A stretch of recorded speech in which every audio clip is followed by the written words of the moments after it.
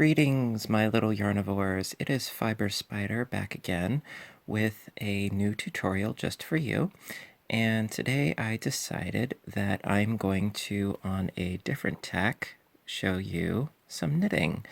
Going to be a new playlist, and we'll see how this goes, and keep at it and so forth. It's good to have a number of different techniques in your crafting arsenal. So we're going to get started now. I'm going to be using a size 10. There we are. A size 10 knitting needle. Well, you would want a pair of them, of course. However, for this tutorial, I'm going to be using the Takumi knitting needles. These are double-pointed knitting needles. It's a little bit easier with my camera to work with these. So do not be alarmed. You do want the ones with the ends. But for the sake of this tutorial, I'm going to use the smaller ones. So you can use a size 10. Generally, with this weight of yarn, which is a worsted weight yarn, you would want to use typically a size 8 knitting needle. I like the 10s because it's a little bit looser. The fabric that you end up with has a bit more flow to it, which I find preferable. But again, your tension and, your tension determines your gauge, which determines the tightness or looseness of your fabric. So that's something that you're going to have to personally experiment with. We shall get started. Alrighty.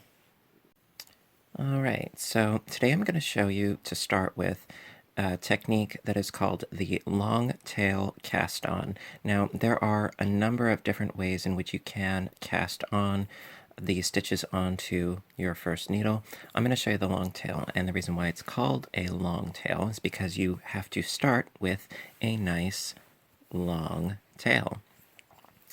Alrighty. So we're going to start with a basic slip knot. So basically you create a loop and then you fold it over, a little pretzel there, and you insert your needle. Boom. Instant slip knot. Alrighty. Now what we're going to do is we have our yarn tail, which is this bit of yarn, and then we have our working yarn.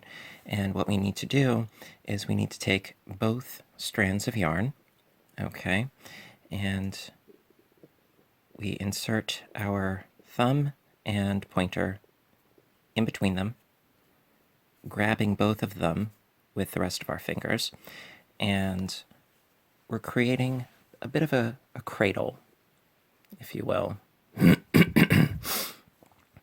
And so what we're going to need to do, you can see where my yarn is being held here. What we're going to need to do is underneath,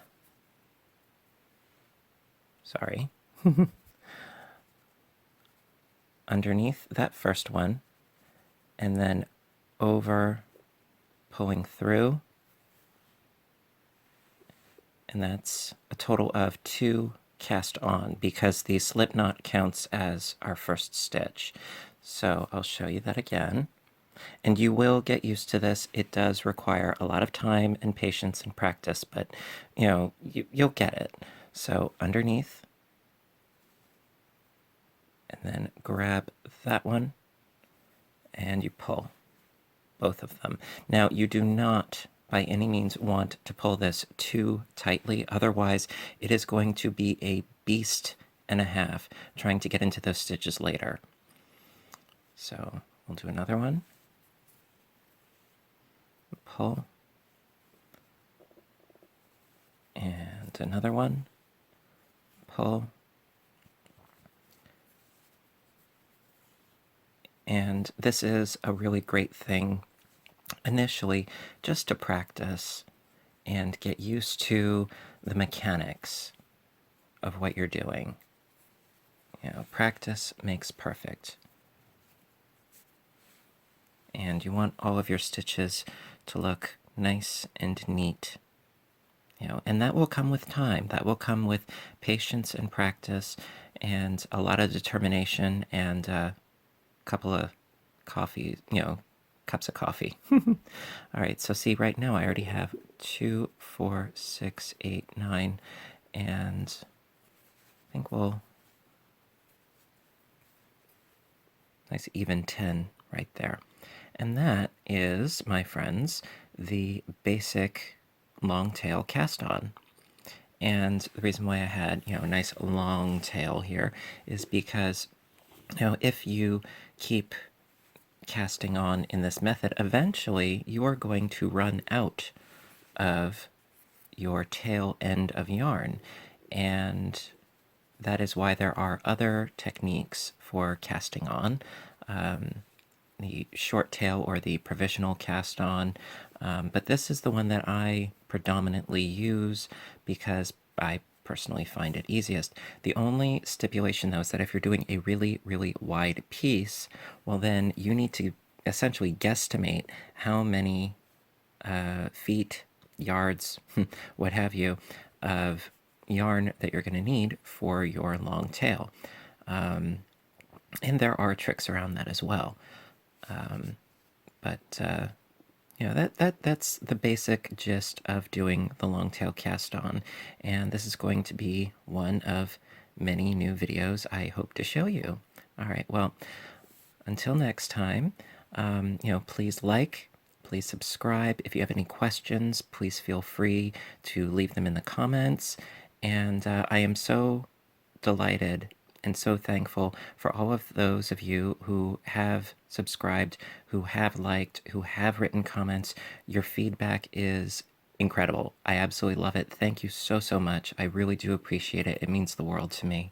And it's very inspirational for me to keep going. Otherwise, I wouldn't have decided to do this new tangent at all.